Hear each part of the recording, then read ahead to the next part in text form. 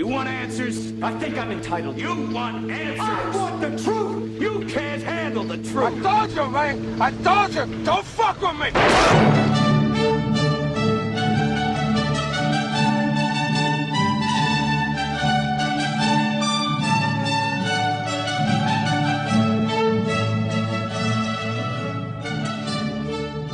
On the morning of September 11th, 2001, 19 men armed with box cutters, directed by a man on dialysis in a cave fortress halfway around the world using a satellite phone and a laptop, directed the most sophisticated penetration of the most heavily defended airspace in the world, overpowering the passengers and the military combat-trained pilots on 4 commercial aircraft before flying those planes wildly off course for over an hour without being molested by a single fighter interceptor. These 19 hijackers, devout religious fundamentalists who like to drink alcohol, snort cocaine, and live with pink-haired strippers, managed to knock down 3 buildings with 2 planes in New York, while in Washington, a pilot who couldn't handle a single-engine Cessna was able to fly a 757 in an 8,000-foot descending 270-degree corkscrew turn to come exactly level with the ground, hitting the Pentagon in the budget analyst office where DoD staffers were working on the mystery of the $2.3 trillion that Defense Secretary Donald Rumsfeld had announced missing from the Pentagon's coffers in a press conference the day before, on September 10th, 2001. Luckily, the news anchors knew who did it within minutes. Osama bin Laden. The pundits knew within hours. Osama bin Laden.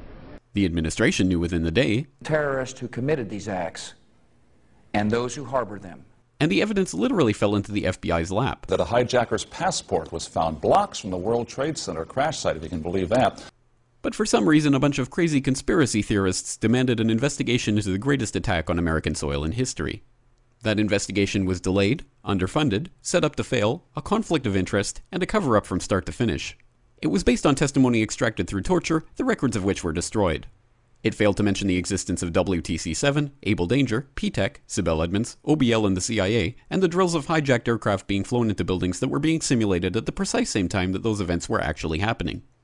It was lied to by the Pentagon, the CIA, the Bush administration, and as for Bush and Cheney, well, no one knows what they told it because they testified in secret, off the record, not under oath, and behind closed doors. It didn't bother to look at who funded the attacks because that question is ultimately of little practical significance. Still, the 9/11 Commission did brilliantly, answering all of the questions the public had, except most of the victims' family members' questions, and pinned blame on all the people responsible, although no one so much as lost their job, determining the attacks were failure of imagination. Because nobody in our government, at least, and I don't think the prior government that could envision flying airplanes into buildings. Except the Pentagon, FEMA, NORAD, and the NRO. The DIA destroyed 2.5 terabytes of data on Able Danger, but that's okay because it probably wasn't important. The SEC destroyed their records on the investigation into the insider trading before the attacks, but that's okay because destroying the records of the largest investigation in SEC history is just part of routine record keeping. NIST has classified the data that they used for their model of WTC-7's collapse, but that's okay because knowing how they made their model of the collapse would jeopardize public safety. The FBI has argued that all material related to their investigation of 9/11 should be kept secret from the public, but that's okay because the FBI probably has nothing to hide. This man never existed, nor is anything he had to say worthy of your attention, and if you say otherwise, you are a paranoid conspiracy theorist and deserve to be shunned by all of humanity. Likewise him, and her. And her, and her, and him. Osama bin Laden lived in a cave fortress in the hills of Afghanistan, but somehow got away. Then he was hiding out in Tora Bora, but somehow got away. Then he lived in Abbottabad for years, taunting the most comprehensive intelligence dragnet employing the most sophisticated technology in the history of the world for a decade, releasing video after video with complete impunity and getting younger and younger as he did so, before finally being found in a daring SEAL team raid which wasn't recorded on video, in which he didn't resist or use his wife as a human shield, and in which these crack special forces operatives panicked and killed this unarmed man, supposedly the best source of intelligence about those dastardly terrorists on the entire planet. Then they dumped his body in the ocean before telling anyone about it. Then a couple dozen of that team's members died in a helicopter crash in Afghanistan. This is the story of 9/11, brought to you by the media which told you the hard truths about His head could be seen to move violently forward. And they took the babies out of the incubators. And mobile production facilities. And the rescue of Jessica Lynch.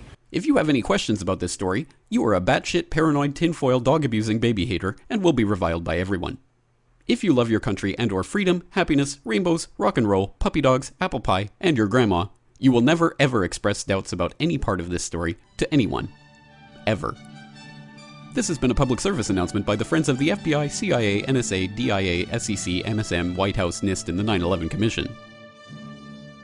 because ignorance is strength.